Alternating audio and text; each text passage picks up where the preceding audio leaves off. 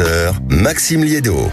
Soyez les bienvenus pour vos grands débats de l'été sur Sud Radio avec le numéro que vous connaissez désormais, 0826 300 300. On va essayer de discuter, de lancer quelques conversations, quelques sujets de débat, à commencer notamment par ce sujet, le déficit des hôpitaux publics qui atteint des niveaux absolument stratosphériques. Faut-il être vraiment étonné? 2,3 milliards d'euros en 2025, c'est le troisième niveau le plus élevé. Qu'est-ce qu'on apprend? Évidemment que nos hôpitaux gagnent pas une thune, évidemment qu'il y a des plans de retard, évidemment qu'il y a des investissements bien sûr qui n'ont jamais eu lieu. Et je crois qu'il suffit d'être allé dans un hôpital récemment pour découvrir qu'en réalité les hôpitaux, la tiers mondialisation ça commence peut-être par là, mais je comprends pas parce qu'on nous avait vanté la France comme étant le meilleur système de santé au monde. Mais où est passé ce fameux meilleur système de santé au monde? Je suis sûr, amis auditeurs, que vous avez des éléments de réponse. Ils seront donc les bienvenus au 0826 300 300. On va également parler féminité avec l'allaitement. Figurez-vous que la plupart des femmes sont agressées, enfin la plupart je ne sais pas, mais beaucoup ont l'impression que leurs seins sont sexualisés. L'allaitement en public, il y a une pétition qui cartonne en ligne depuis des heures et des heures en demandant à créer un délit d'entrave à l'allaitement afin de sanctionner le fait d'empêcher, d'intimider, de discriminer ou d'humilier une personne qui nourrit son enfant au sein. Mais où est passée la fameuse phrase « Cachez ce sein que je ne saurais voir ». En France, sommes-nous devenus des vierges effarouchées? Une femme qui allaite son fils est devenue un scandale. Ah bon? Est-ce qu'on doit vraiment suivre cette pétition? Mais le vrai sujet, c'est ça, parce que c'est arrivé absolument partout. Je regardais un peu, c'est arrivé en Gironde, c'est arrivé à Paris, c'est arrivé au Louvre, c'est arrivé à Nice, c'est arrivé à Lille, c'est arrivé à Toulon. À chaque fois, des femmes se font agresser parce qu'elles sont dans la file d'un musée, à la piscine, en train d'allaiter leur enfant. Sommes-nous devenus des vierges effarouchées? Est-ce que c'est ça la France aujourd'hui? 0826 300 300. Mais tout de suite, à 10h34, le premier sujet du jour. Sud Radio, les débats de l'été, 10h-13h, Maxime Liédo. Et le premier sujet du jour concerne les incendies, mais avec un point de vue politique. Hier, les réunions de crise se sont succédées, dont la plus importante était à 10h avec le président de la République qui l'a présidé et qui a décidé donc d'aller prendre un petit moyen de locomotion pour se rendre sur place en Gironde et dire des mots comme « on ne lâche rien, on doit tenir, on sera là, cette bataille, on va la gagner ». Ensemble, on ne fait pas le retour d'expérience, d'ailleurs a-t-il assuré au milieu de la conversation, comme pour répondre aux critiques. On ne fait pas le retour d'expérience au milieu de la bataille, restons unis. Rien que ça. Est-ce que par ce déplacement, Emmanuel Macron a fait de la politique spectacle? 0826 300 300. Pour en débattre autour de la table, Véronique Chabourine, bonjour. Analyste stratégique, Serge Guérin, sociologue, auteur de Quand l'amour n'a pas d'âge, je ne sais même plus. Mais non, mais c'est surtout qu'on se trompe à chaque fois. Quand le sexe n'a pas d'âge et l'amour non plus. Tiens, ça sera quand le sexe n'a pas d'âge et l'amour non plus, merveilleux. Philippe Coy, buraliste et vice-président des entrepreneurs, et Julia Achat, conseillère municipale à Kingersheim dans le Haut-Rhin. Alors, déplacement d'Emmanuel Macron hier soir. Est-ce qu'on était dans la politique spectacle, Philippe Coy? Écoutez, je trouve qu'on n'est pas dans la période de faire de la polémique. Le président de la République s'est déplacé. On sait que c'est toujours une contrainte pour les forces de sécurité parce que bien évidemment il faut assurer ce déplacement. Mais en voyant le déplacement hier, je me disais, et s'il n'y avait pas été, on lui aurait dit vous restez à Paris alors que la France brûle. Donc je sais pas si c'est un bon déplacement, mais en tous les cas c'est un message fort que le chef de l'État a voulu passer hier après de nombreuses polémiques. Et d'ailleurs je trouve ça un peu dérangeant ces polémiques parce que d'abord ayons une pensée pour ceux qui ont tout perdu. Ces habitants dont la maison est partie et les souvenirs en fumée, ces pompiers, ces volontaires, et que les politiques aujourd'hui commencent à gesticuler, à se placer avec un objectif qu'on connaît les uns et les autres de 2027 pour dire ça n'a pas été suffisant, on n'a pas tiré les enseignements, éteignons cet incendie. Oui, peut-être, mais d'abord, aujourd'hui, il y a des gens qui sont dans des hébergements provisoires, il y a des gens qui sont isolés, il y a des gens qui ont tout perdu, il y a des entrepreneurs, et vous venez de le dire avec Patrick Seguin à CCI de Bordeaux, qui ont leur entreprise peut-être en grande difficulté. Alors, stop, je dirais, aux polémiques stérile politique. Le président de la République est le président du pays. Il s'est déplacé avec le ministre intérieur pour saluer l'action coordonnée des forces de sécurité, des pompiers et des volontaires. Le feu s'est arrêté. je sais pas si le feu s'est arrêté, mais concentrons-nous aujourd'hui sur ce danger. Pas de polémique inutile, donc. Véronique Chabourine, je vous vois qui c'est. On tire les enseignements après. Oui, moi je partage complètement ces propos. Je crois qu'il faut pas polémiquer. Évidemment, si le chef de l'État ne s'était pas déplacé, il était parfaitement dans son rôle. Et évidemment, on peut pas lui demander d'avoir un effet d'annonce extraordinaire. On est dans une gestion de crise. Je pense que le gouvernement a surtout défendu un bilan et des investissements qui sont là en fait, parce que effectivement depuis 2022 il y a eu un plan d'adaptation qui a été mis en place par le gouvernement. Alors si on regarde évidemment dans les moyens, on va dire les équipements, les Canadair, etc. On est légèrement en dessous de la moyenne européenne. Il y a des pays qui ont évidemment plus d'équipements et c'est pareil sur le nombre de pompiers, etc.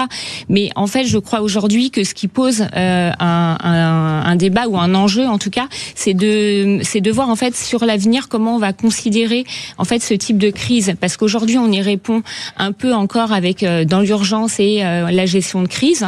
On le voit, cellules interministérielles, etc. Et évidemment, c'est nécessaire.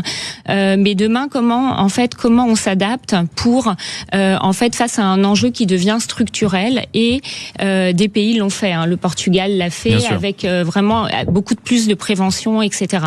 Julia Achard, est-ce que le président de la République devait se déplacer ou est-ce que c'était de la politique spectacle hier ? Il devait se déplacer. Je n'ose imaginer les critiques s'il était resté dans sa tour d'ivoire à Paris. Donc c'était une évidence qu'il aille aux côtés des personnes qui sont en train de risquer leur vie pour justement lutter contre le feu. Je rejoins 1000 fois Véronique qui parle en fait d'une forme de planification. Alors pas la version soviétique du Gosplan, mais d'une forme d'anticipation des crises avec une chaîne de décision. Quelques auditeurs communistes ont bruissé pourtant. J'en suis navrée. C'est sûr, je ne suis pas communiste, mais l'idée de prévoir et d'anticiper, d'imaginer des scénarios de crise, c'est vraiment quelque chose qu'on ne sait pas faire en France. Et on ne sait pas avoir de chaîne de décision. Mais est-ce que les critiques sont illégitimes comme plus ou moins l'ont dit Philippe et Véronique. Est-ce que parce qu'il y a une grosse crise, on ne peut pas critiquer le président de la République ? Si, on peut critiquer les actes et d'ailleurs sa position impose que quoi qu'il en soit, il est la cible de critiques, voire de caresses par certaines personnes.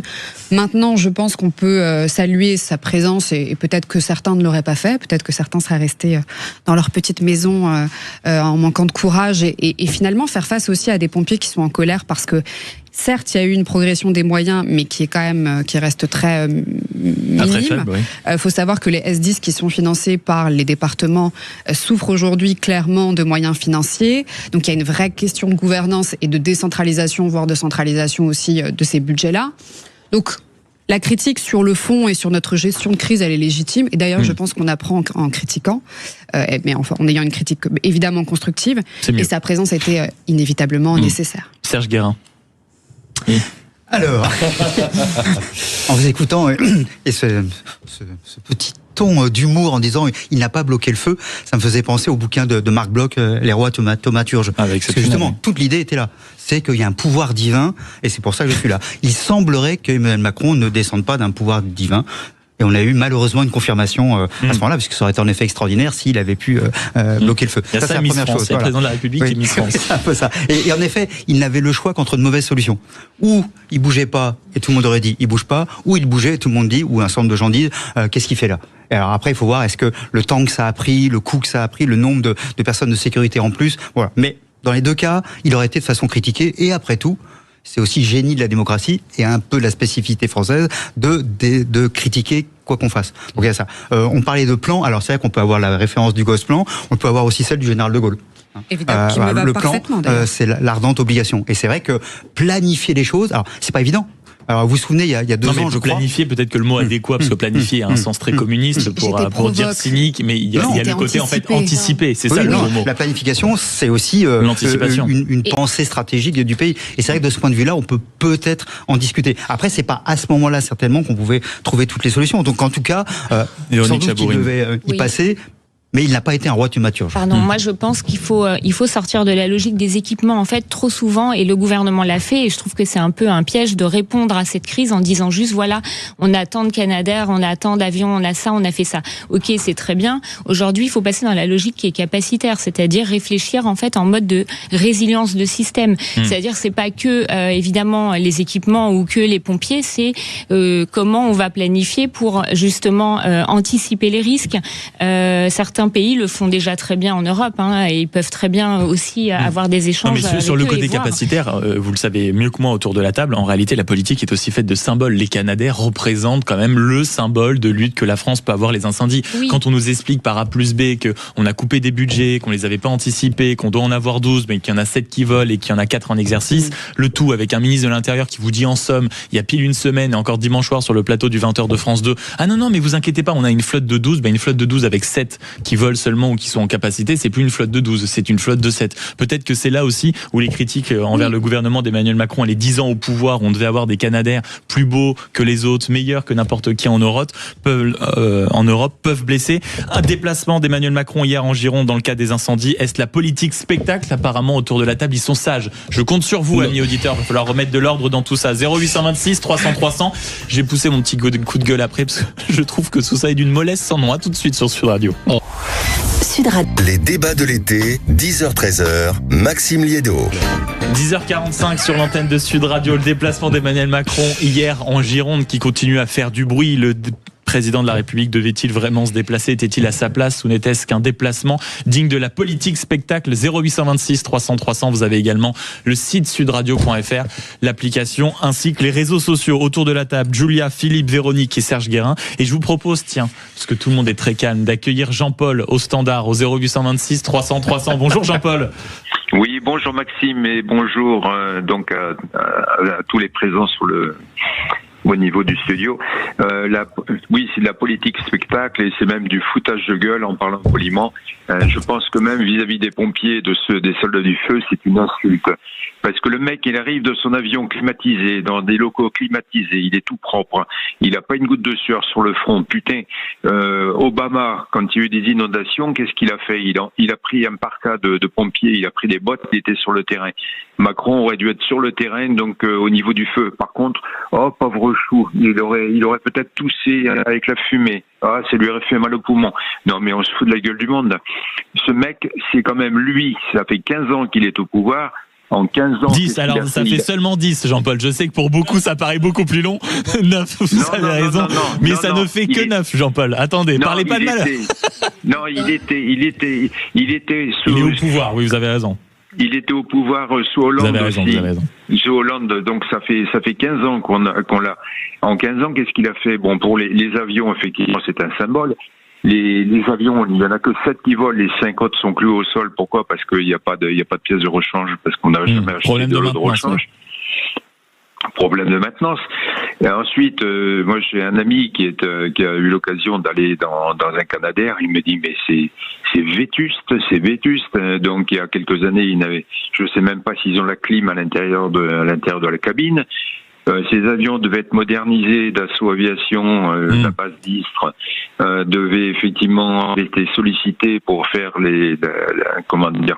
modifier, moderniser ces avions avec une avionique moderne, avec la clim, etc. Donc ça n'a pas été fait parce que il vaut mieux filer des milliards à l'Ukraine. Hein. Je ne sais pas si les 18 milliards qu'on avait promis à l'Ukraine, on les a filés ou pas.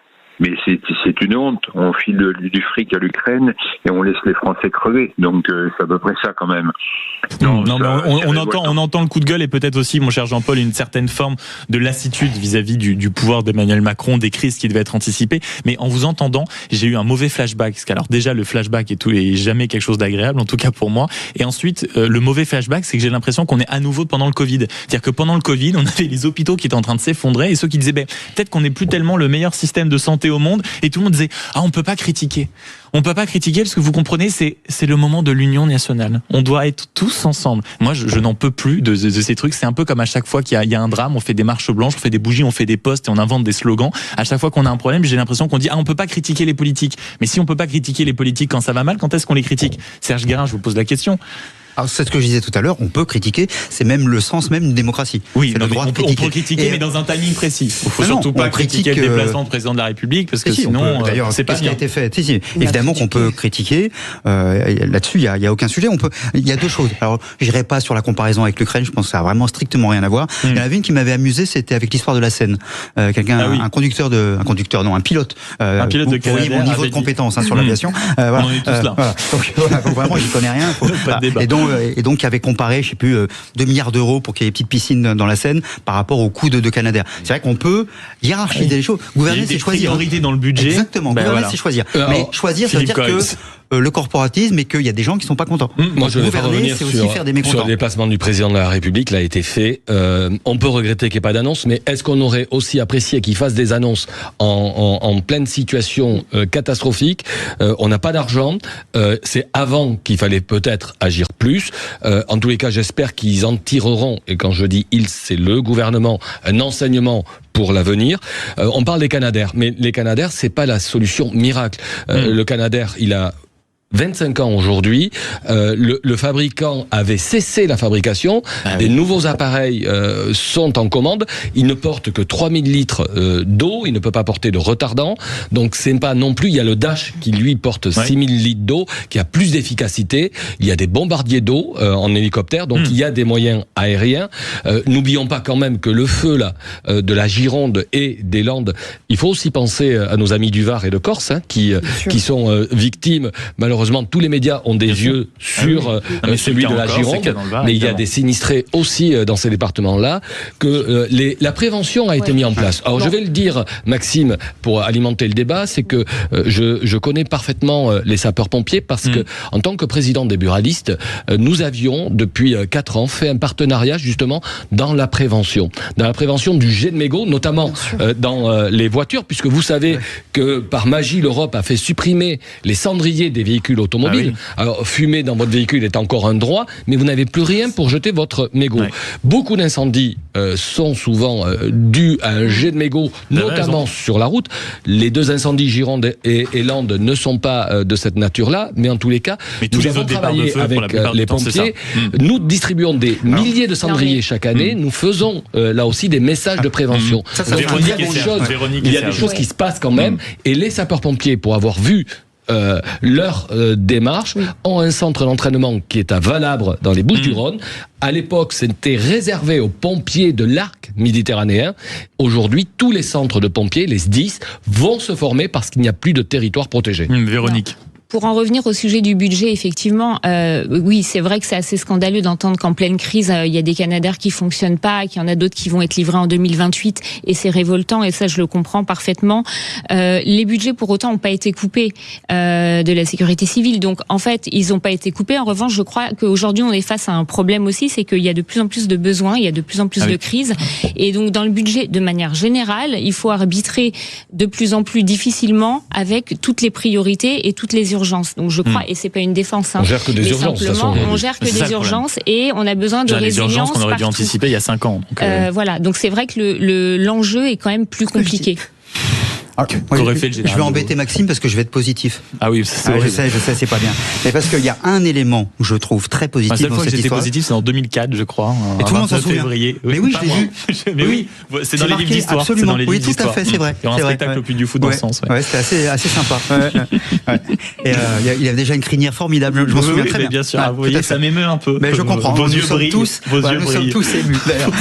Non, j'avais déjà plus de cheveux moi à l'époque. Et voilà. Mais juste, je voudrais quand même dire, il y a un élément qui me semble très positif, qui est très intéressant aussi, parce que on dit l'État est pas au job et tout ça. Oui. Mais ce qui est très intéressant, c'est qu'il y a une solidarité qui se construit sur le terrain assez forte. Mais sans l'État. Pardonnez-moi, mais moi, j'en reviens. Dès que je pas l'État, ça je reviens à ce que vient de dire Maxime dans le parallèle de situation, de crise. C'est exactement ce qu'on a vécu pendant la Covid. Situation exceptionnelle. Les Français sont magiques. Restons pendant ces périodes. Parce qu'au Covid, autant il y a eu beaucoup de Français magiques, et il y a aussi eux qui ont fait de la dénonciation par téléphone. Et ceux-là, nous ne les oublions pas. Voilà, exactement. Il y en a toujours. Je vais reprendre juste en disant. Mais en tous les cas, cette solidarité, elle est remarquable. Mais en effet, moins. Alors c'est peut-être d'ailleurs, c'est la grande limite de l'État-providence. C'est à force de faire État nounou pour tout le monde, les gens prennent pas leur responsabilités. Et donc, on est à un moment donné, on peut l'annoncer très simplement. Il n'y a pas d'argent. La France est quand même en train de connaître des grandes difficultés. Et si on se retrousse pas les manches, c'est perdu. Et ce qui est intéressant, c'est que pas du tout toute la population, c'est pas vrai. Une partie importante de la population se retrousse les manches et là a créé de la solidarité aussi parce que c'est leur territoire, aussi parce que c'est du local, aussi parce qu'ils savent où ils sont. C'est bon comme message. Enfin, quand j'entends dans tous les reportages des jeunes, des entrepreneurs, des commerçants qui de toute façon sont confinés, en fait ne peuvent plus exercer. Philippe, je vous propose, tout à l'heure on était avec le porte-parole de l'intersyndicale des pompiers. Moi j'adore l'idée de la solidarité, mais il faut pas non plus que la solidarité en permanence des gens pallie en réalité le rôle de l'État. Je vous propose d'écouter Rémi Chabot. Il était l'invité de Sud Radio il y a une grosse demi-heure maintenant, et voici comment il décrivait sa situation.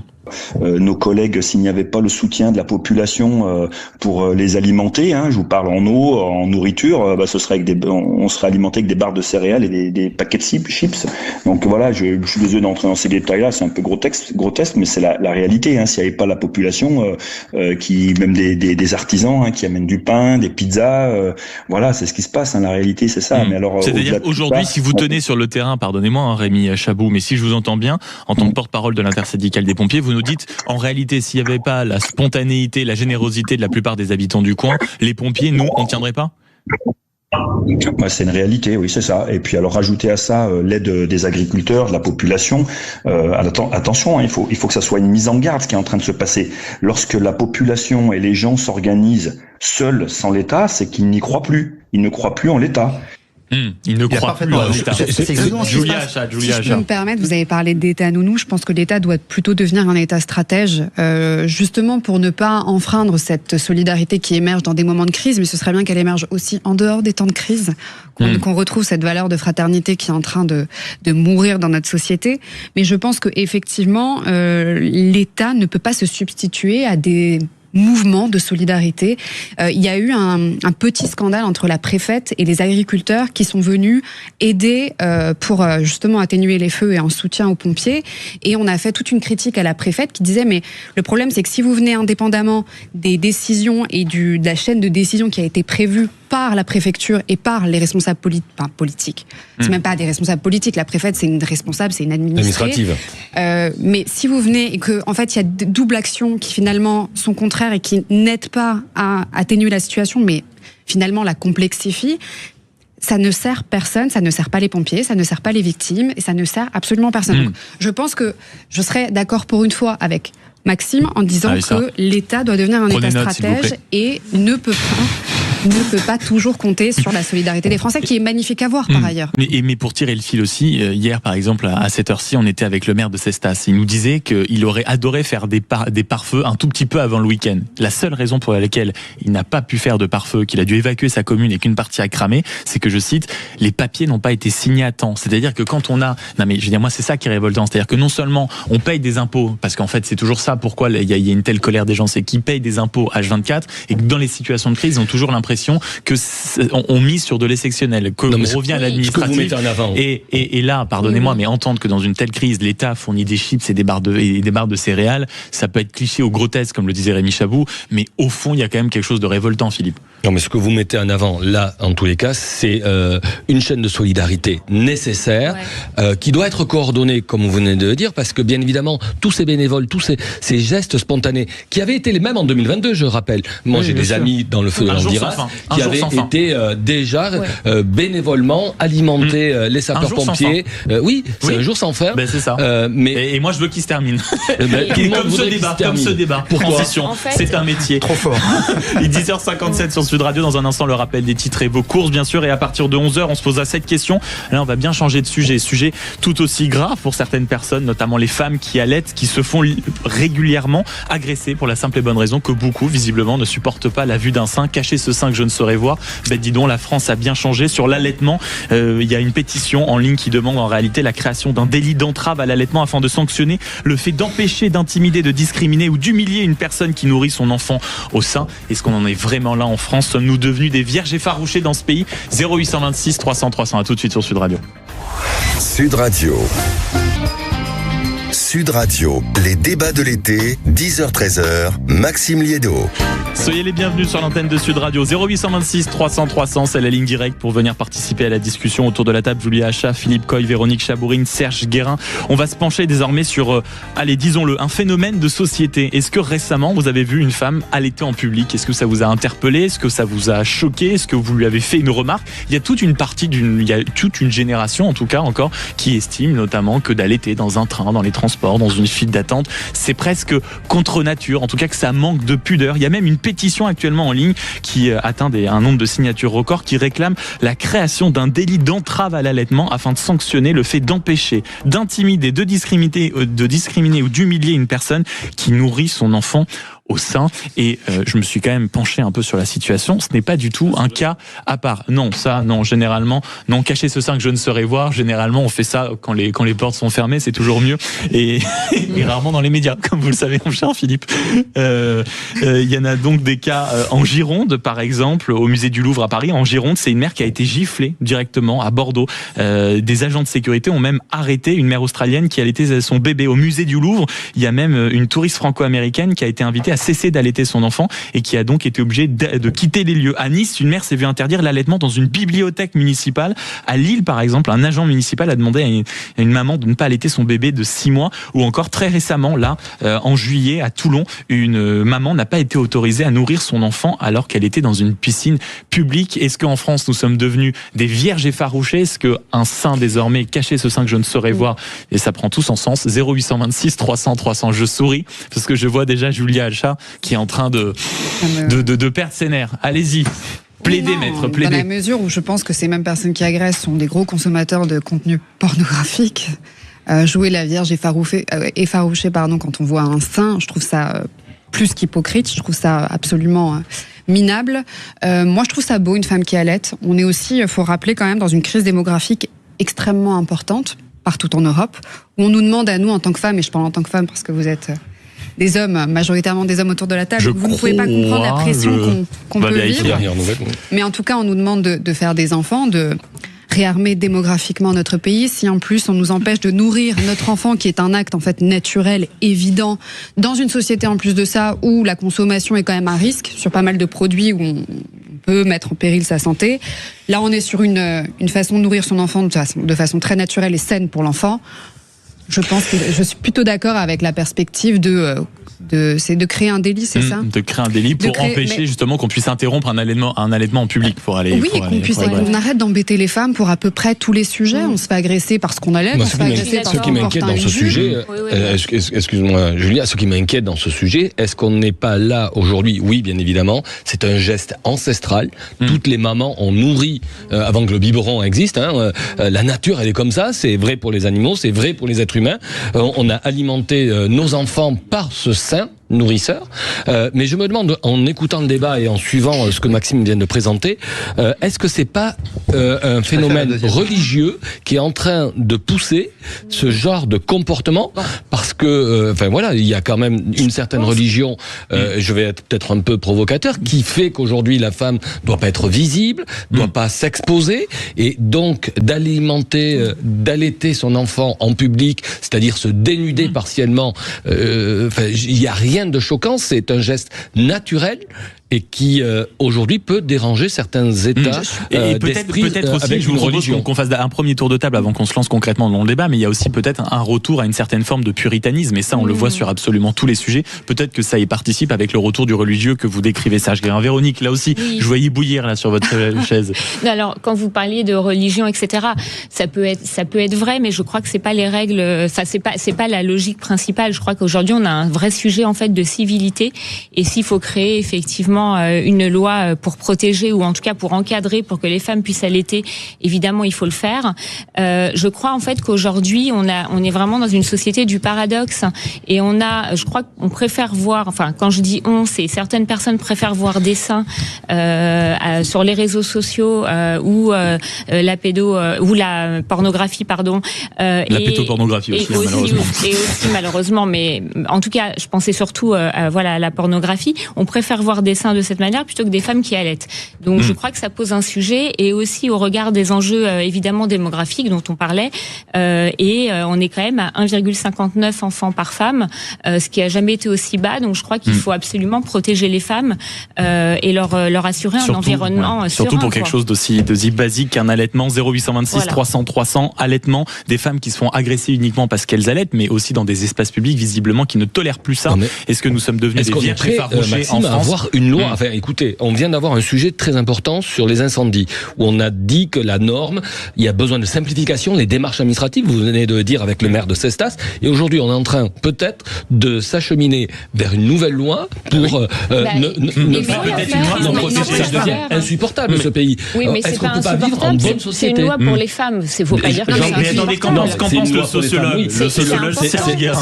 Bien évidemment. Il disait tout à l'heure lui aussi qu'il allait être mon propos est de prendre une loi pour régler un problème de société. Oui, mais si on peut pas le régler. Mais ce qui est dramatique, c'est que cette loi n'était pas en place avant. Ouais. C'est qu'on doit attendre 2026 pour se poser la question. Est-ce qu'on a besoin d'une loi? Oui, si on a besoin d'une loi qui soit votée, quel que soit le sujet. Il y a des femmes qui sont agressées. Le problème, c'est qu'on n'a pas tellement besoin. Philippe, on n'a pas besoin d'une loi pour le permettre. On a besoin d'une loi pour que celles qui puissent le faire qu'on puisse leur assurer la paix quand elles le fassent. Serge Guérin, qu'en pense le sociologue affûté autour de la table?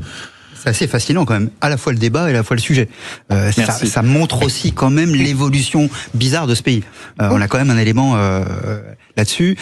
La deuxième chose, c'est, on l'a rappelé, c'est quand même assez naturel comme histoire, et ça date d'il y a un bon moment. On a connu plus choquant comme geste. Voilà, c'est ça. Donc il y a même quelque chose d'insensé, c'est que normalement, ça n'a strictement rien à voir avec quoi que ce soit de la sexualité. Donner le sein à un enfant, ça n'a rien à voir avec la sexualité. C'est complètement... Mais c'est ce que disent beaucoup de femmes agressées. En réalité, les seins sont désormais sexualisés, même quand on allait. Même quand on allait. Alors, mais ce qui me fascine, c'est que c'est interdit dans des lieux publics. Vous avez parlé du Louvre. D'une piscine municipale, d'un musée. Le musée, c'est... Normalement, on a parlé de l'État tout à l'heure. Normalement, l'État est là.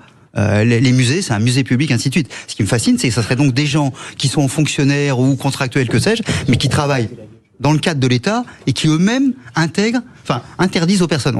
C'est comme si l'État interdisait d'allaiter. C'est vrai que c'est un peu contradictoire avec un président de la République qui dit réarmement démographique, dont le terme d'ailleurs est absolument d'une immonde. Moi je le trouve amusant. Moi je vois. Bon voilà. Bref, mais en tout cas, et je rappelle aussi que c'est une question pour les femmes, mais aussi pour les hommes. Donc il faut aussi. Mais il y a donc vraiment globalement, à part une affaire de génération, c'est ce qu'on peut lire parfois dans les témoignages, c'est en effet des femmes d'un certain âge qui ne supportent pas qu'une jeune maman allaite parce que. Non mais les femmes d'un certain âge ne supportent pas les jeunes femmes de façon très courante, qu'elles soient habillées. Si. Ah bah si, vous n'êtes pas victime de ça, si. Non, je suis pas victime de ça, c'est sûr. Non, vous n'êtes pas victime de ça, mais enfin il y a un décalage générationnel. Elles ont allaité dans les EHPAD, c'est arrête. Oui, c'est ça, voilà. T'as besoin d'attendre les EHPAD. Est-ce qu'on a en termes de génération, ça se passe comment? C'est quoi vos chiffres? C'est quoi on la n'a pas de chiffres sur ça. Voilà. Donc là, vous intégrez, vous partez sur une histoire de génération. Comme ça non. Sur ça, on disait dans des témoignages, par exemple, une femme âgée, une jeune grand-mère, c'était comme ça dans les témoignages, qui agressait une femme qui venait d'accoucher, qui était en train d'allaiter. Il y avait des réflexions. C'est pas du tout. Ou alors, on sort l'étude, mais c'est pas du tout l'histoire générationnelle. Surtout que les dames en question, les grand-mères, elles ont toutes allaité. Mais peut-être que c'était pas en public, peut-être que c'était l'époque où les femmes restaient plus à la maison, qu'il y avait l'allaitement. Bon. C'est quoi la pudeur? Moi, j'ai jamais vu une femme à moitié à poil juste pour allaiter aussi. Mais non, mais pas du tout.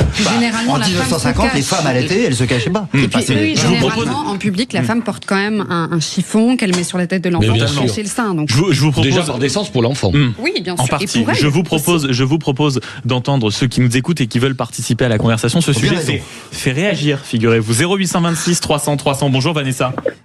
Bonjour à tous. Merci beaucoup d'être avec nous ce matin, Vanessa. Vous allez bien? Oui. Je sens un peu de sourire dans votre voix, c'est-à-dire que vous regardez.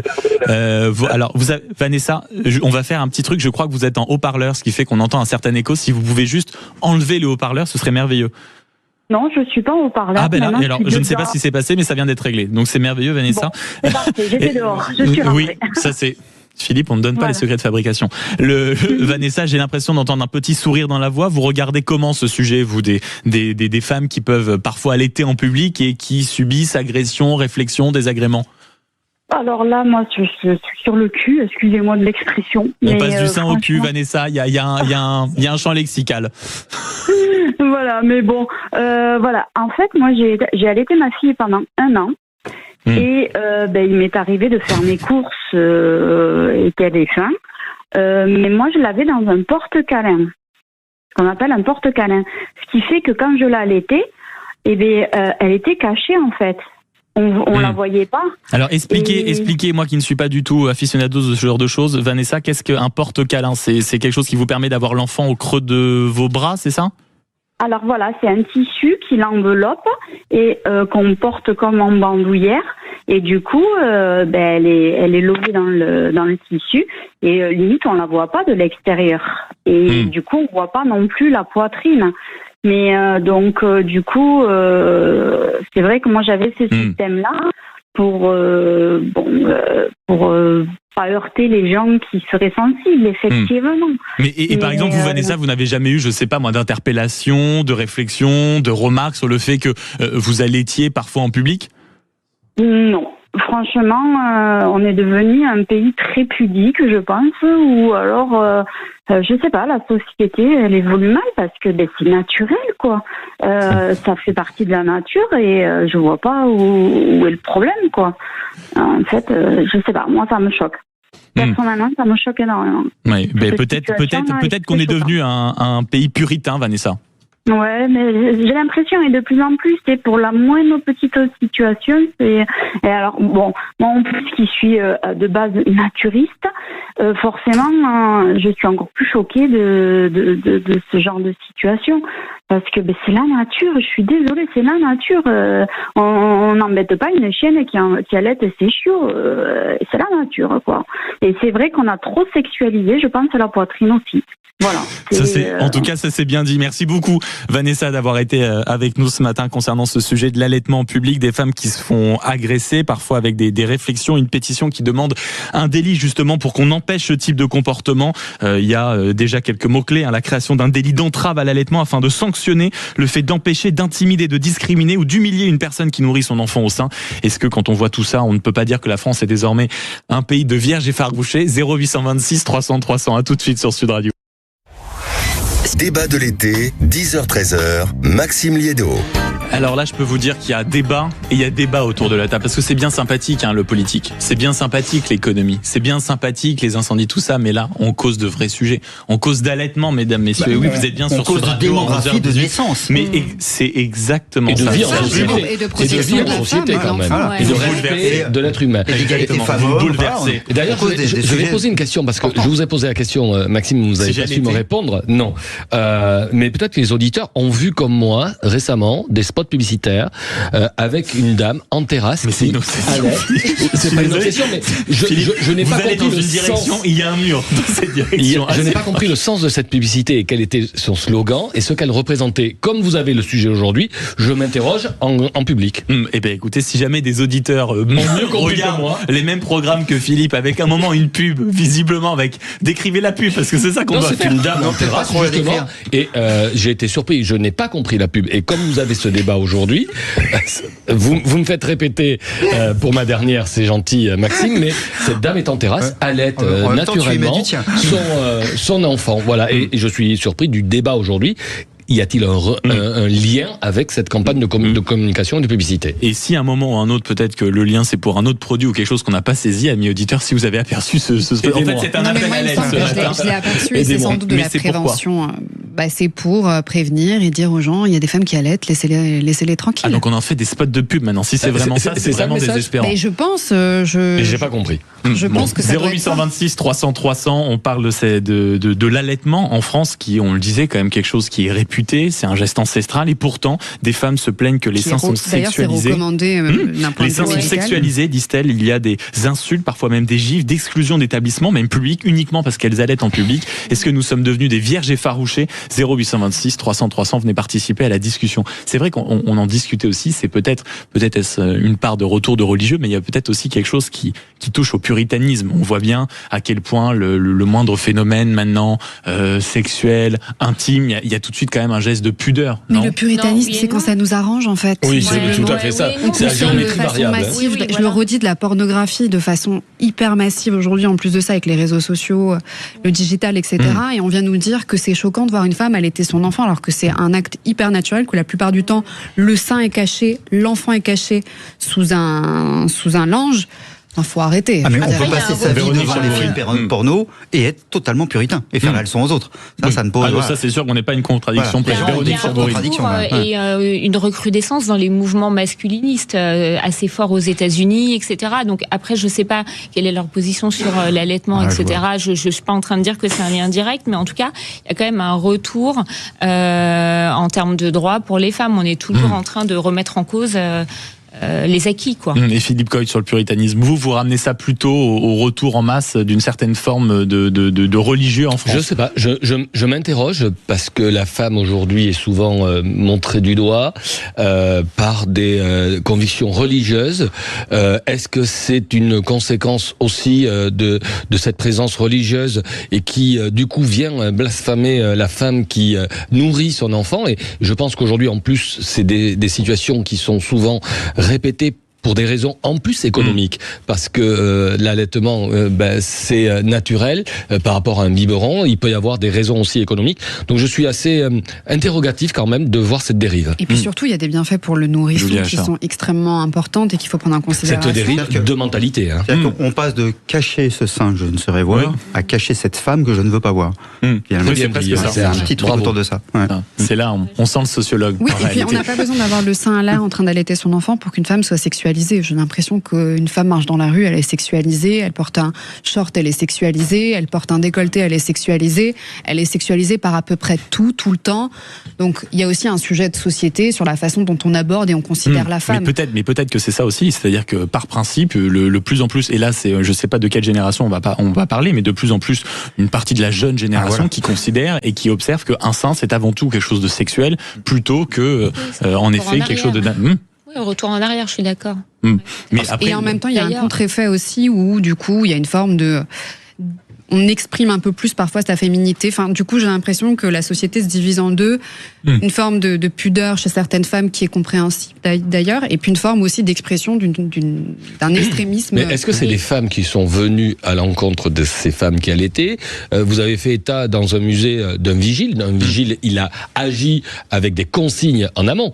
Ça lui a pas, ou alors il a fait de sa propre initiative. On disait tout à l'heure, c'est un problème générationnel. Mais en fait, il n'y a que dans le code du travail, le droit à l'allaitement, en réalité, est stipulé. C'est-à-dire qu'on reconnaît à une femme, pendant une certaine période, d'avoir tant de durée par jour pour allaiter son enfant. Ça, c'est dans le code du travail. Autrement, il n'existe pas, concernant l'allaitement, un encadrement ou quelque chose qui l'autorise, ne l'autorise pas, l'encadre. Donc, en effet, et vous posiez tout à l'heure, Philippe, la question de la loi. Peut-être que la loi, aujourd'hui, elle n'est pas tellement faite pour autoriser les femmes à allaiter, mais surtout pour ne pas que celles qui veulent le faire ne soient pas emmerdées. Oui, c'est une règle de vie commune. C'est accepté parce que c'est naturel. Et voilà, et qu'il n'y a rien de sexuel, de pornographique ou quoi que ce soit. Donc c'est naturel et donc c'est accepté par une société qui, dans un système de civilisation, accepte les choses sans même en parler. Ce qui est intéressant, c'est qu'on les accepte plus. De civilité, donc c'est-à-dire qu'il y a une évolution. Alors c'est, comme dirait l'autre, la décivilisation, et donc c'est un des éléments de cette décivilisation. C'est comme la loi sur le harcèlement de rue. On ne devrait pas avoir besoin de créer une loi pour que les gens se tiennent correctement dans la rue. Sauf que on l'a créé. Et s'il faut passer par là pour l'allaitement, il faut le faire. La belle formule d'Albert Camus, un homme, ça s'empêche. On y revient, Albert Camus. Et ça, je peux vous dire que schlack, comme ça. Tout à fait, merci. Ça laisse tout le monde. Merci Serge. Mais il y a aussi... Sans voix, immédiatement. Le vrai sujet aussi de cette loi, c'est peut-être qu'on s'aperçoit qu'aujourd'hui, le législateur ne peut pas s'empêcher d'en créer, qui plus est dans ce type de demande, parce qu'il y a toute une vie en société qui ne peut plus être possible. C'est-à-dire le nombre de lois qu'on a fabriquées uniquement pour empêcher les incivilités ou quelque chose qui était naturel, vous plongez aujourd'hui dans le nombre de lois qu'on est en train de faire, on a l'impression de rappeler la base. Je ne sais plus qui autour de la table tout à l'heure rappelait l'idée de faire société, mais je crois que c'est vous, Philippe, est-ce qu'on est obligé d'aller jusqu'à faire une loi pour ça? Visiblement, oui, et peut-être que la France est devenue ce pays-là. Et surtout qu'on est incapable ensuite de les faire tenir, ces lois. Oui, en plus, plein de lois. Imaginez ce qui va se passer demain. On va avoir des policiers dans un parc qui vont être quoi? Qui vont être policiers responsables d'allaitement. On va créer des espaces, des parcs, parce qu'en fait, c'est sans fin. Il y a un effet dissuasif quand même. Et qui est le porteur de ce projet de loi? Non, là, pour l'instant, c'est une pétition en ligne. C'est un collectif qui s'appelle J'ai faim, je mange, qui se bat depuis 2021 pour normaliser l'allaitement dans tous les lieux de la vie courante. Depuis 2021. On en parle en 2021. 2026. Donc c'est quand même un sujet qui est récurrent et qui a une place dans le débat de la société aujourd'hui. 0826 300 300, on parle de ce sujet d'allaitement qui vous fait beaucoup réagir, amis auditeurs, à commencer par vous. Fouad, vous nous passez un coup de fil depuis Bordeaux, bonjour. Oui, bonjour, je vous appelle de Bordeaux. Oui. Je vous appelle parce que le sujet m'a surpris en fait. Ah, dites-nous tout, Fouad, on vous écoute. Je suis restaurateur sur Bordeaux depuis 16 ans bientôt. Et on a deux genres de personnes qui allaitent leurs enfants. Vous avez celles qui se cachent en mettant une petite couverture, un petit voile, et vous avez celles qui font ça naturellement. Et moi personnellement, ça fait 16 ans et j'ai jamais eu de problème ni avec les clientes ni avec les clients. Et donc je comprends pas pourquoi c'est un sujet de débat aujourd'hui. Mais voilà. C'est-à-dire simplement quand vous faites la distinction, Fouad, entre celles qui se cachent, je le mets entre guillemets, et celles qui le font naturellement, normalement. Là aussi, les deux termes, je les mets entre guillemets. C'est quoi la différence ?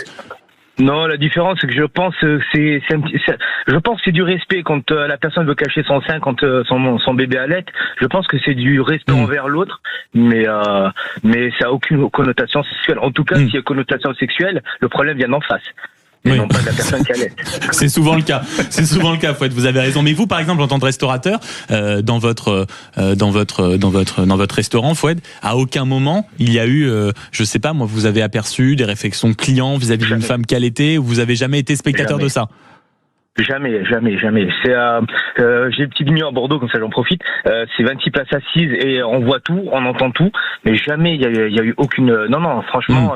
Je vous le dis et sincèrement, ça me touche parce que moi j'ai été élevé par ma maman et j'ai une sœur, j'étais proche. Non, jamais. Mais vous avez eu raison de nous appeler pour témoigner au 0826 300 300. Faut être simplement, vous êtes restaurateur, qu'est-ce que vous faites comme nourriture là? Si par exemple je viens chez vous tout à l'heure, qu'est-ce qu'on mange? Parce qu'il est 11h27, ouvrez-nous l'appétit. Alors j'ai deux restaurants, je suis à Bordeaux Centre. Excusez-nous, monsieur a deux restaurants, excusez-nous Fouad, excusez-nous, je voulais pas vous déranger monsieur Ducasse, pardon.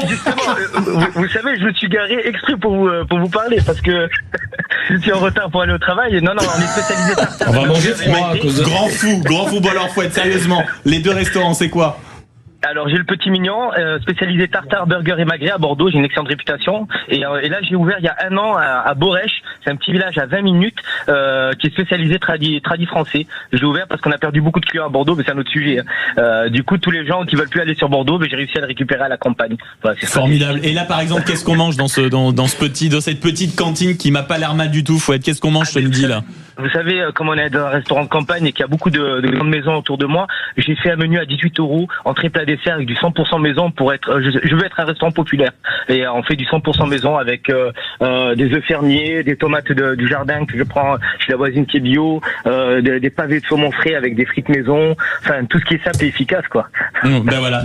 Faut venir chez vous. Faut être simple et efficace. Regardez, écoutez, on finit l'émission à 13h, on a un train à 13h30, 15h30, on fait une sorte de late où on vient dîner. Fouad, on peut venir dîner. Mais venez, le vin sera pour moi. Mais si vous venez, le vin est pour moi. Voilà. Ah ben alors, Fouad, vous aventurez parce que vous connaissez pas Maxime. Ça c'est sûr, Fouad. Pour moi, je n'ai plus de sang dans les veines. Fouad, depuis des années, ce n'est que du vin. Je me tiens à ce que je dis, vous inquiétez pas. Visiblement, il n'est pas touché par les histoires d'incendie. Non, et ça c'est rassurant. C'est triste. C'est très triste. Par contre, moi j'habite à Bordeaux Centre. Pendant 3 jours, on n'arrivait pas à dormir avec les fumées qui étaient suffocantes. À la campagne aussi, il y a eu quelques incendies, mais Dieu merci, on n'a rien eu. Bon courage à tout le monde. Franchement, les pompiers, on vous bravo, je sais pas quoi dire, mais ça nous touche profondément. Et la France est touchée, on est tous ensemble et j'espère que ça va vite, on va vite s'en sortir quoi. Bon, merci beaucoup Fouad d'avoir été avec nous. Vive vos deux établissements et faites-moi confiance, je dois avoir un déplacement sur Bordeaux avant la fin août. Il y aura critique culinaire, mon cher Fouad. Merci beaucoup d'avoir été avec nous sur Sud Radio 0826 300 300. On clôt cette discussion sur l'allaitement en public qui a provoqué beaucoup d'appels à conclure en concluant avec vous. Eliane, bonjour. Oui, bonjour. Merci beaucoup d'être avec nous, Eliane. Comment vous regardez ce sujet d'allaitement? J'étais un petit peu concernée aussi et je voulais apporter mon témoignage. Voilà, donc j'ai 70 ans et il y a 50 ans, 45 ans de ça, c'était très très rare une femme qui allaitait. On était pratiquement mal considérés, donc on en voyait très peu. Donc je sais pas, je me dis que les nouvelles générations qui aujourd'hui allaitent, il y a beaucoup de personnes qui n'ont jamais vu une femme allaitée, en fait. Donc, d'une certaine manière, Hélène, ce que vous nous dites ce matin, c'est que y a une forme peut-être pas de compréhension vis-à-vis des gens qui se disent surpris, choqués de voir ça en public. Ils n'ont pas l'habitude, en fait. Parce que, voilà, pendant des générations, on a nourri des bébés avec des biberons. Et moi, j'étais à la maternité, il y avait peut-être une quinzaine de bébés. Il y avait un tire-lait, c'était le mien. Toutes les femmes n'allaitaient pas, pratiquement personne. Donc différence d'époque et aussi de génération, c'est ce qu'on disait tout à l'heure, Eliane, et vous avez eu raison de nous appeler aussi pour le dire de cette manière. Merci beaucoup de nous avoir passé un coup de fil au 0826 300 300. Le sujet est donc clos sur l'allaitement. On va désormais, alors qu'il est 11h31 sur Sud Radio, passer à notre dernier sujet de conversation, le déficit des hôpitaux publics. Et oui, ça faisait longtemps qu'on n'avait pas parlé des hôpitaux, surtout quand on réalise qu'ils ont 2,3 milliards d'euros de déficit. Mais où ? Je vous demande, où est Charlie? Vous connaissez la blague. Bon, là, c'est pareil. Où est passé le meilleur système de santé de soins au monde, qui était censé être le système de soins français? Je vous pose la question, et surtout, si vous avez un début de réponse, n'hésitez pas à nous passer un coup de fil au 0826 300 300. À tout de suite sur Sud Radio. Sud Radio. Sud Radio, les débats de l'été, 10h-13h, Maxime Liédo. 11h33 sur Sud Radio, 0826 300 300. Autour de la table, Julia Achat, conseillère municipale à Kingersheim, Philippe Coy, buraliste et vice-président des entrepreneurs, Véronique Chabourine, analyste stratégique, et Serge Guérin, sociologue, auteur de Quand le sexe n'a pas d'âge et l'amour non plus. Bravo. Là, autre chose. Oui, bravo. Je sais, c'est une fois sur deux. Ouais, c'est une fois sur deux, Serge. Il va falloir s'y habituer. Dernier sujet de conversation, ça nous préoccupe, surtout que là, ils vont être davantage débordés avec ce qui se passe dans le cadre des incendies en Gironde, dans le Var. On sait que l'été, c'est toujours en plus un pic. On sait qu'on a des maternités qui ferment, et on découvre ce matin le déficit des hôpitaux publics estimé à 2,3 milliards d'euros en 2025. Pourtant, je comprends pas. On a fait des plans, on a eu des plans blancs, on a fait des plans sauvetage, on a fait des plans d'investissement, on a promis, c'était 19 milliards d'euros sur 10 ans, dont 9 milliards destinés à financer directement les nouveaux investissements, et pourtant, toujours des hôpitaux publics en déficit. Donc on apprend que quand il fait froid, il faut des couvertures de survie. Quand il fait chaud, il faut aussi des couvertures de survie, parce qu'il faut cacher les fenêtres. Bref, nos hôpitaux ressemblent quand même de plus en plus à ce pays qui se tiers-mondialise. Où est passé le meilleur système de santé, de soins au monde? C'est comme ça pendant très longtemps qu'on a qualifié la France. Où est passé le meilleur système de santé au monde? Je vous pose la question à vous, amis auditeurs, 0826 300 300, et autour de la table, surtout si vous avez la réponse, où est passé le meilleur système de santé au monde? Philippe Coy. Non, sinon j'allais trouver Charlie. Je prends aussi Charlie, moi. Non, c'est un vrai sujet. Le milieu hospitalier, c'est la médecine en général, peut-être qu'il faut aborder, parce que l'hôpital est en souffrance aujourd'hui. Je suis pas un expert du sujet, mais la médecine de ville elle-même aujourd'hui souffre, ce qui fait qu'il y a un report aussi des patients vers la médecine hospitalière, un manque de moyens. Il y a eu le numerus clausus qui fait qu'on n'a pas eu assez de médecins, on n'a pas de matériel. Enfin, je pense qu'on a un système qui s'est dégradé. On a là aussi, on le disait tout à l'heure pour les pompiers, un personnel soignant, et je le dis parce que je suis confronté dans ma famille à fréquenter l'hôpital beaucoup en ce moment. On a des gens qui travaillent dans des conditions extrêmes. Je l'ai vu encore récemment avec la canicule. Je suis à Pau, à l'hôpital de Pau. Les infirmières, les aides-soignantes avec des ventilateurs prennent soin des patients. Il y a pas de moyens, c'est vrai, mais il y a un cœur humain aujourd'hui, et c'est encore une résilience la très solidarité, forte. Philippe, la solidarité, c'est l'humain aujourd'hui qui dépasse les règles de l'État et du fonctionnement. En tous les cas, vous dire aussi que l'État et les hôpitaux sont dans une situation alarmante financièrement. Je disais ici à l'antenne il y a encore quelques jours, au titre des entrepreneurs, nous avons saisi le gouvernement 800 millions de factures non réglé auprès des entreprises qui travaillent dans le domaine hospitalier. C'est là l'État aussi est de toute façon l'un des plus mauvais payeurs. Des promesses d'engagement de paiement qui n'avaient pas été conformément mises en œuvre, et il y a un vrai sujet demain sur les entreprises même qui travaillent dans le milieu hospitalier. Véronique Chabourine. Moi je pense qu'il y a deux choses. Il y a évidemment d'un point de vue du vécu, on peut pas nier qu'il y a un énorme problème dans les hôpitaux, ne serait-ce que de repenser pendant la canicule et l'épisode où on devait mettre des couvertures de santé, des couvertures de survie sur les fenêtres, etc. Donc évidemment, de ce point de vue-là, on peut pas nier le problème. Ensuite, quand on regarde en fait en termes de chiffres, on se rend compte quand même qu'on investit 11% du PIB dans la santé, ce qui est globalement identique à nos voisins européens, même un peu au-dessus. Donc en fait, je crois qu'il y a un sujet en fait aujourd'hui de soutenabilité du système, et peut-être que c'est ça qu'il faut revoir. C'est vraiment peut-être une forme d'effet de ciseau, c'est-à-dire en gros, on a des besoins qui augmentent, vieillissement de la population, maladies chroniques, problèmes de recrutement, etc. Et peut-être de l'autre, un budget qui est quand même assez flat, si on peut dire. Serge Guérin. Alors, déjà, en effet, dans les années 2000, c'était le classement de l'OMS, nous étions premiers. Dans les années 2000. Dans les années 2020, nous étions 16e. Mais c'est marrant, on a communiqué beaucoup sur premier, jamais sur la suite. En effet, il y a eu un déclin. Alors, déclin, il y a plein de raisons. La première, elle est toute bête, c'est 35 heures. Quand les 35 heures ont été mis en place, un des éléments où ça posait le plus de problèmes, c'est dans le monde de l'hôpital. Tout le monde le savait et tout le monde a dit on se débrouillera. Et je discute avec des gens qui avaient vraiment participé à ça, ils me disaient ouais, on avait bien compris que ça allait être compliqué, mais il fallait faire 35 heures. On paye encore cette histoire des 35 heures, mais plein tube. Deuxième élément, c'est le coût administratif. On a à peu près 10 points de plus d'administration par rapport à l'Allemagne. Donc simplement, on a 1 milliard de contrôleurs de gestion pour un médecin, quoi. Voilà. Et donc à un moment donné, faut payer le contrôleur de gestion. Et voilà. Et donc on a plus de mal avec les médecins, les infirmières, les aides-soignantes et tout ce qu'on voudra. Donc on a vraiment un sujet là-dessus et aussi d'organisation, parce que si il y a beaucoup d'administratifs, faut justifier les administratifs. Donc plus de réunions, plus de contrôle, ainsi de suite. Donc ça c'est vraiment le deuxième élément. Et troisième élément, c'est aussi que il y a quelqu'un qui avait dit quoi qu'il en coûte, qui était une des bêtises les plus fortes qui a été dite par un président de la République. Ça n'existe pas, le quoi qu'il en coûte. Ça coûte toujours. Et donc, quand il y a eu le moment de la Covid, on dit quoi qu'il en coûte, et donc les gens, ils ont encore plus intégré que tout était gratuit. Or, la santé, elle est tout sauf gratuite. Julia Achat et Philippe Coy. Moi, je me souviens de mes étés passés en Italie, en Espagne, où on priait de ne pas tomber malade pour ne pas aller à l'hôpital en Italie et en Espagne, en pensant que effectivement, le système... Oui, mais c'est la vérité, c'est ce qu'on a vécu. Mais oui, pardon, je suis prévisible. Mais non, mais c'est vrai. C'est pas une question de prévisible. Et puis aujourd'hui, on se rend compte que finalement, se faire soigner en Italie et en Espagne, c'est plus si différenciant qu'en France. Donc effectivement, il y a un sujet tout de même de soit eux ont monté leur niveau hospitalier, soit nous, il a baissé. Donc je vous rejoins, je pense qu'il y a un sujet aussi doctrinal, vous l'avez évoqué parfaitement, c'est 11% du PIB, c'est-à-dire qu'en termes de moyens, on en a. La question, c'est comment on alloue ces moyens-là. Il y a un élément qui est très parlant, c'est la journée de solidarité qui a été mise en place post-2023 à la canicule.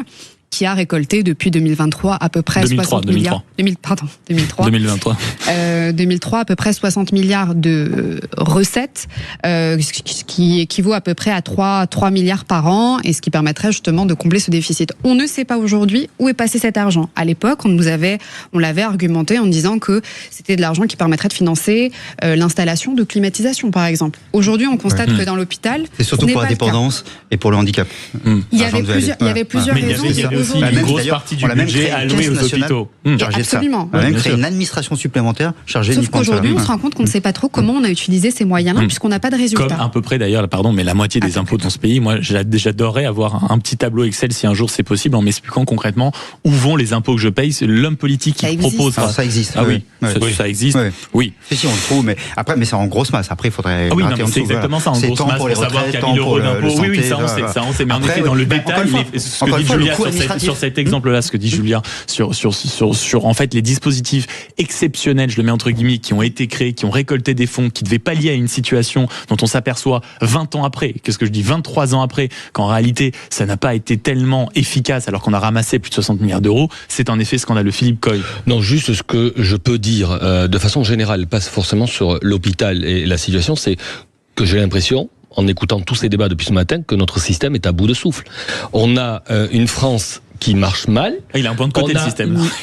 Comment ? Il a même un point de côté, le système. Il a un point de côté. Il commence à boiter, là. Mais tout cela, aujourd'hui, c'est le résultat d'années de politique de surperposition de textes, de décisions politiques à la hâte, sans analyse, avec une réglementation pesante, pour ne pas dire étouffante.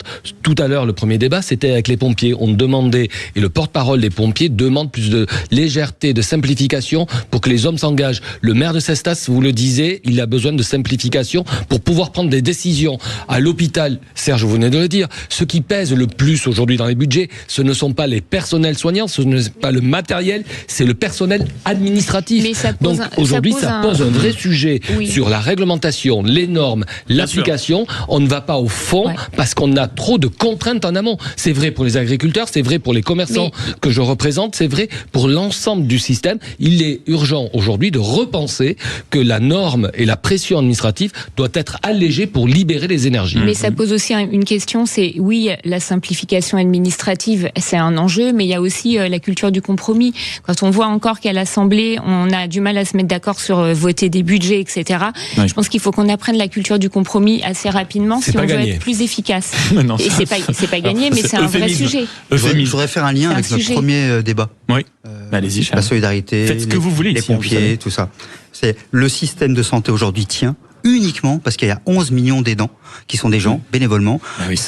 20 heures par semaine en moyenne. Mais pardon, c'est comme les pompiers, 80% des effectifs des pompiers sont des pompiers volontaires. C'est que le système tient. Alors, on avait fait un calcul avec un groupe d'aidants. Ça représente 164 milliards d'euros si on payait les aidants en question. Donc on ne veut pas. Mais c'est juste pour montrer que, en fin de compte, ce système, le système qui brinque-balle, il tient parce qu'il y a encore des gens, pas tous, mais il y a encore des gens qui se bougent le cul.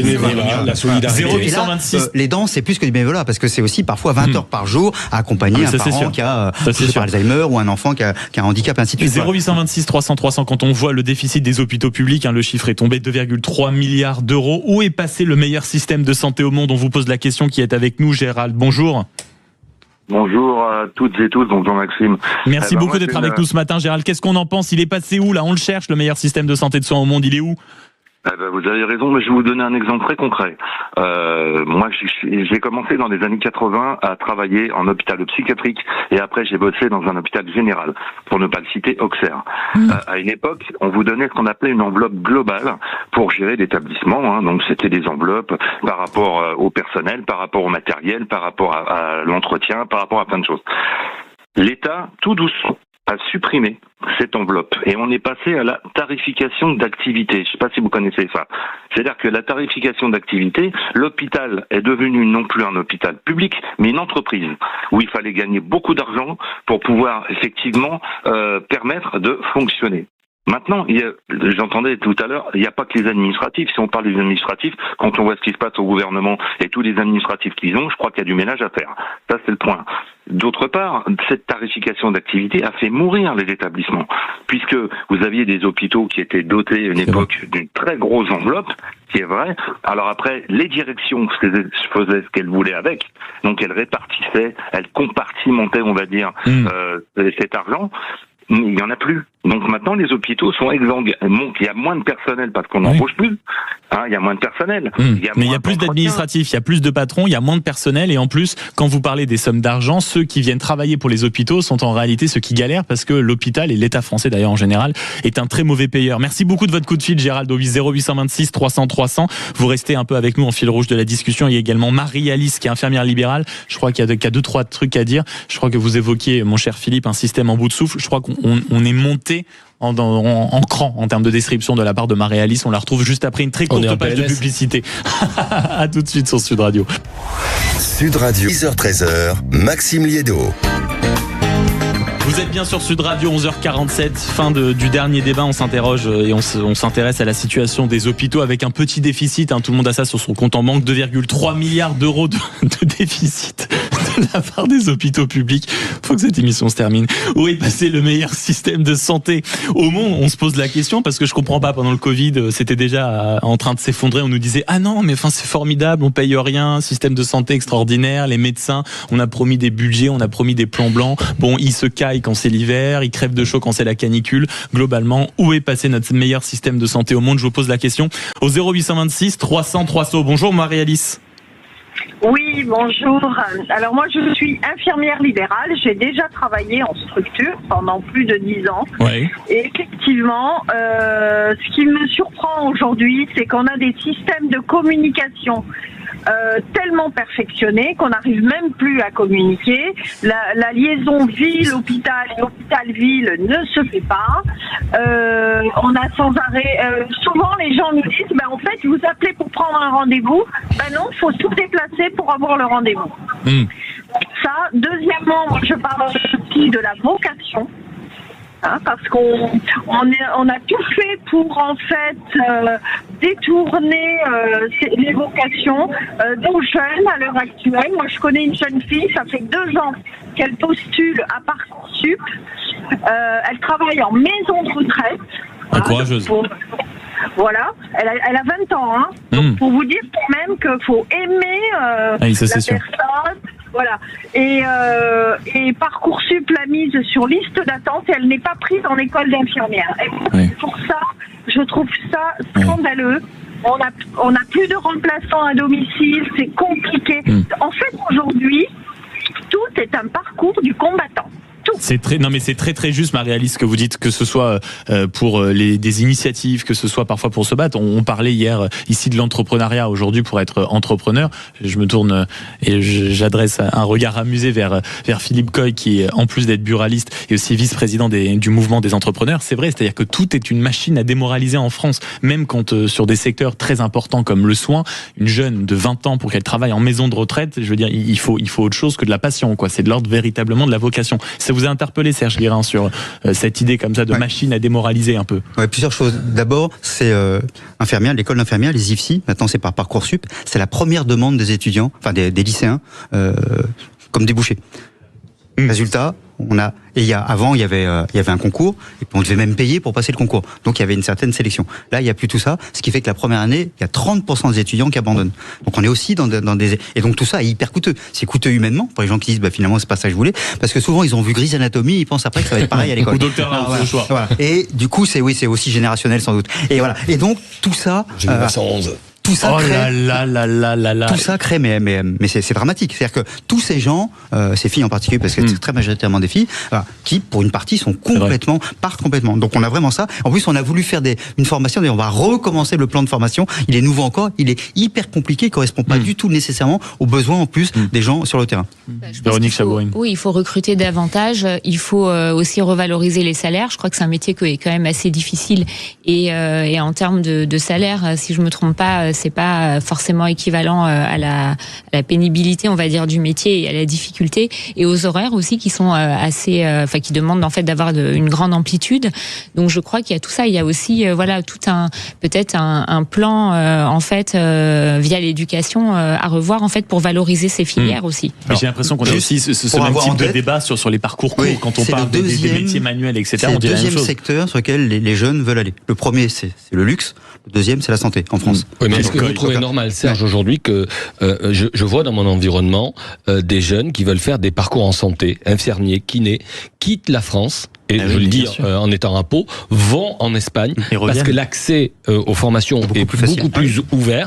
Certes, ils galèrent après pour recalibrer leur diplôme espagnol sur le marché français, mais est-ce que vous trouvez ça normal aujourd'hui? Je vois, moi, en frontière espagnole, que nos jeunes, qui ont envie d'aller dans cet univers-là, sont obligés de quitter notre pays parce qu'il y a des clauses, il y a des contraintes, il y a des contingents, et ils vont en Espagne, ailleurs en Europe, pour arriver à avoir leur diplôme. En fait, là aussi, il y a quelque chose qui ne fonctionne pas. Comme disent nos amis agriculteurs, on marche sur la tête. Ça, c'est sûr. On a ça beaucoup en Belgique, par exemple, où même le gouvernement a mis un système pour qu'il y en ait moins, parce qu'ils disent tous ces gens-là viennent se former et ensuite ils repartent. Et donc évidemment, c'est aussi un coût pour l'État. Donc on a aussi tous ces éléments-là qui jouent. Mais il y a un élément dont on a beaucoup parlé, c'est la notion de vocation. C'est un terme qu'ils n'utilisent plus du tout, les jeunes. Ils n'ont pas du tout envie. Ils disent c'est un engagement. Mais donc il y a aussi qu'est-ce que c'est aujourd'hui d'être dans le soin. Et on manque par exemple 100 000 personnes sur les auxiliaires de vie. Par exemple, on manque de plein de gens, parce que il y a un rapport au travail qui est compliqué aujourd'hui en France, mais par rapport à ces métiers de santé qui sont plus compliqués, qui sont plus difficiles, il y a aussi cet élément-là. Et ce qui marche le mieux, c'est quand quelqu'un connaît dans sa famille, quelqu'un a un proche, ou les enseignants ont fait le travail pour montrer comment ça se passait. C'est ce qui marche le mieux. 0826 300 300, on poursuit la conversation avec vous, auditeurs de Sud Radio, et notamment vous, Christiane, bonjour. Oui, bonjour.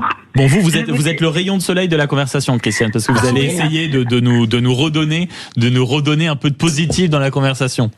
Voilà, absolument. Et là, je parle d'un point de vue de patient. C'est-à-dire, j'ai eu 3 expériences récentes qui montrent qu'il y a aussi des choses qui fonctionnent et qui fonctionnent très bien.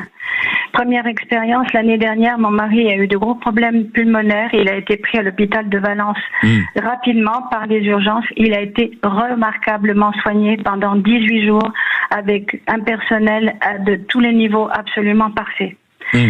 Cette année, le 6 juin, j'ai un frère qui a pris des malaises dans la région de Montélimar. Il est allé aux urgences à Montélimar. Il a été pris immédiatement. Bon, c'est vrai que ça s'est mal terminé puisque c'était un cancer du pancréas fulgurant. Il a été envoyé à Marseille pour qu'on essaye de le tirer d'affaire. Et de A jusqu'à Z, tout le personnel a été absolument parfait. Donc, et alors les hôpitaux à chaque fois, que ce soit à Valence, Montélimar, Marseille, des hôpitaux climatisés, avec un personnel, c'est vrai, qui travaillait beaucoup. Et j'ai beaucoup à leur donner de mes remerciements. Je suis encore émue. Et une dernière expérience, mon mari était en vacances chez une de nos filles ces jours-ci. Avant-hier, il est tombé dans la région de Salon de Provence. Les pompiers sont venus l'aider. Il a été pris aux urgences à Salon de Provence immédiatement, et il en est sorti 1h15 après tout ce qu'il fallait pour qu'il puisse continuer de se soigner. Donc vous vantez, on va dire, la performance et l'efficacité quand notamment c'est grave, en effet, du système de soins français, Christiane. Absolument, et le dévouement du personnel et aussi le bon état des hôpitaux dans lesquels on est passé. Moi, finalement, au bilan, ça fait quand même 4 hôpitaux pour lesquels il y avait, donc c'est bien que c'est dans le sud, il y avait la climatisation, tout était nickel, le personnel, que ce soit le personnel d'entretien jusqu'au médecin, vraiment, je n'ai que des choses positives. Mais vous avez raison d'avoir appelé Sud Radio, ma chère Christiane, pour avoir ce témoignage positif et heureux. On pourrait quand même éventuellement nuancer en disant que c'est vrai que quand c'est grave, les hôpitaux français sont quand même très souvent au niveau. On a tout à l'heure dans sa jeunesse, qui doit pas être il y a très longtemps, quand tu étais en Italie ou en Espagne, on préférait revenir en France. On le voit. Il y a peut-être beaucoup à dire sur notre système hospitalier, mais il y a aussi beaucoup à saluer pour l'engagement des personnels de santé, la qualité quand même des établissements. Il y a des améliorations certainement, mais si on sait aussi élever le débat et regarder un peu ailleurs, Philippe, c'est ce qu'on paye. Les hôpitaux espagnols, quand vous allez à l'hôpital, je vous signale, c'est un des rares pays. Non, mais c'est pas les impôts. Non, mais les gens pensent que, justement, c'est le problème, c'est que les gens pensent que c'est gratuit. À mon avis, un vrai sujet, mais on pourra y revenir si vous m'invitez à nouveau, c'est que ces systèmes de santé qui sont magnifiques en France, vous n'avez pas l'impression que ça vous coûte de l'argent et que ça vaut de l'argent. Et je crois que, je le dis souvent, morceau avalé n'a pas de saveur. Mais si je vais aux urgences et que je suis soigné, comme l'auditrice vient de le dire, que tu repars, les pompiers t'ont évacué en veste à baie, t'as été soigné par des urgentistes, tu repars, t'as pas déboursé 1 euro. Je trouve que là, il y a un défaut d'éducation et de sensibilisation aussi au coût. C'est pour ça que Sébastien Lecornu a mis en place l'idée qu'il va falloir démontrer aux Français à combien il coûte par rapport au service qui a été... David Amiel qui était mais qui avance pas beaucoup. Non, ça n'avance pas beaucoup comme beaucoup de choses, mais en tout cas, la volonté est là. Moi, ce que j'aimerais juste rappeler, peut-être, pour une note un peu moins positive par rapport au témoignage qu'on a eu, c'est qu'il y a une inégalité territoriale sur la question de la santé. Moi, je sais que sur mon territoire, ma grand-mère qui a été hospitalisée n'avait pas de clim. Enfin, c'était. Non, mais là, on peut dire que Christiane, factuellement, a quand même eu de la chance parce que passer par différents hôpitaux. Après, une fois de plus, quand c'est grave en France, je pense qu'on connaît tous, malheureusement, dans notre entourage, des gens qui ont traversé des périodes difficiles, des maladies difficiles. La prise en charge, même s'il y a parfois un dialogue compliqué avec certains professeurs, la prise en charge est exemplaire. C'est presque sur la médecine que j'appellerais du quotidien. C'est la maternité qui est fermée durant tout le mois de l'été à droite. C'est le service d'urgence dans lequel on n'a plus le droit d'aller à gauche. Et derrière, quand on compare, moi c'est pour ça que oui, bien sûr, c'est pour ça que je lève toujours un peu les yeux quand on parle des hôpitaux italiens ou espagnols. Non pas que j'aime pas l'Espagne ou l'Italie, mais enfin, les Italiens, les Espagnols ne payent pas ce qu'on paye pour assurer la santé. C'est-à-dire que nous, quand on voit ce qu'on paye pour la santé, quand on voit le résultat qu'on a coupé, on paye de façon générale. Là, vous soulevez notre débat. Où va notre dîme à l'État? C'est pas que pour le système de santé, c'est les armées. Voilà, donc c'est pas faire les 3 heures d'émission là-dessus. Mais je pense que les 365 jours seraient utiles, notamment jusqu'au mois de mai prochain. Une émission spéciale, combien ça nous coûte? Ça, c'est sûr. Combien ça coûte déjà? Oui, non, je crois vraiment, et je crois qu'il y a de grosses inégalités, comme Julia le disait, territoriales. Il y a vraiment moi, j'ai des gens je connais des gens qui habitent en province et dont c'est très compliqué pour avoir un accès aux soins et trouver un médecin ou aller à l'hôpital. Donc oui, on peut pas parler d'uniformité, ça c'est certain. On a eu un échange vif l'autre jour avec avec une auditrice où on s'interrogeait sur un cabinet à Paris qui voulait mettre un pass à 30 € pour être soigné plus vite et de façon beaucoup plus complète. Ah oui, et donc on l'a dit, et un peu comme à Disney, exactement. Le billet coup de fil, mais le côté, le grand 8 en moins quand même. Dans ces cas-là, il faut aller à l'hôpital américain, un hôpital privé. Et au moins, on est traité, on paye le prix. On a eu, on va dire, un échange plus que vif avec une auditrice parce que j'avais dit que Paris était un désert médical. Et c'est vrai que quand on regarde le chiffre, Paris est en effet un désert médical. Tous les spécialistes le disent. Et donc quelqu'un a appelé en disant justement, mais moi je n'habite pas à Paris. Vous êtes très très bien servi à Paris. C'est honteux ce que vous dites, etc. Mais sur, en effet, l'inégalité territoriale et sur l'accès à la médecine dans certains territoires, c'est en effet. La France est un désert médical aujourd'hui. En fait, la France devient un désert médical. Il y a pratiquement plus aucun endroit où vraiment il y a pas de problème, il y a pas d'attente et ainsi de suite. En tout cas, c'était une bonne émission. Merci à tous d'y avoir participé. Merci. Je trouve qu'on a donné plein de perspectives réjouissantes. On n'a pas de Canadair, on n'a pas de système de soins et les femmes ont le droit d'aller dans ce pays. Et en plus, on n'a plus de pognon. C'est tout un programme pour mai 2027. On appelait ça avis au candidat, celui qui veut tout changer. Merci à tous. Julia Achat, conseillère municipale à Kingersheim, Philippe Coy, buraliste et vice-président du mouvement des entrepreneurs, Véronique Chabourine, analyse stratégique, Serge Guérin, sociologue et auteur de ce petit livre absolument formidable, Quand le sexe n'a pas d'âge et l'amour non plus, c'est aux éditions Michelon. Merci beaucoup à tous d'avoir participé à la discussion. Au plaisir de vous recroiser d'ici la fin de la semaine. Et pour ceux qui ont le luxe de partir en vacances, reposez-vous bien en espérant que vous reviendrez au micro de Sud Radio en forme dans quelques semaines. 11h59, dans un instant, vous en avez l'habitude. Midi 30, vos témoignages, pompiers, maires, habitants, vacanciers. Vous êtes au cœur des incendies, vous y êtes confrontés, restaurateurs, vous participez à tout ça. C'est votre antenne, midi 30, 0826 300 300. À tout de suite sur Sud Radio. Sud Radio.